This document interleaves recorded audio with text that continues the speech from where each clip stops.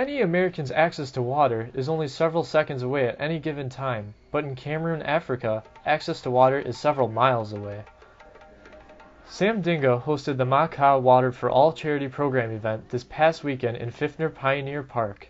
Besides raising money to continue building additional wells to the 40 that have already been constructed in Cameroon, Dinga hoped to bring gravity to a serious issue that is affecting the welfare of his country. I had a couple of students who traveled with me to Cameroon, and they realized how challenging it was for the families trying to collect water to get clean drinking water. And I thought it'd be interesting if I can't get everybody from Stevens Point to go to Cameroon, I could bring that experience here. Hence, that's how we started.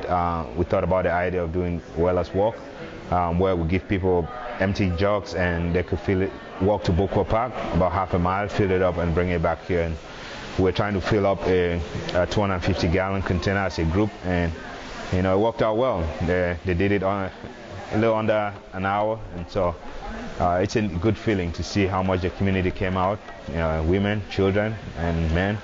It's really good. However, as Dinga stresses, it's not about making Americans feel guilty. It's about making them see from a new perspective. When we talk about people walking 2 miles, a lot of people, it's just a number, but getting to walk even half a mile, it's really putting things in perspective. Like actually doing it, it's not easy. It's not an easy thing to walk half a mile, let alone carrying water half a mile. And so I think it's a win-win, creating that awareness, the students learning about what's happening and knowing what's happening in the rest of the world, knowing that other people don't have clean drinking water.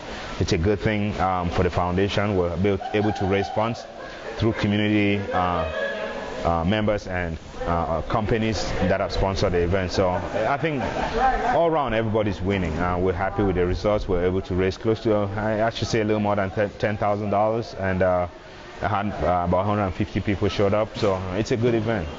The Wellers Walk was successful. At the end of the day, volunteers had helped to raise enough money for the construction of an additional 2 wells. Sam Dinga hopes he can continue to enhance people's understanding of the hardships his country faces. He's already looking forward to his return next year and has more ambitious plans for the future. This is Rick Fisher, UWSP News Team.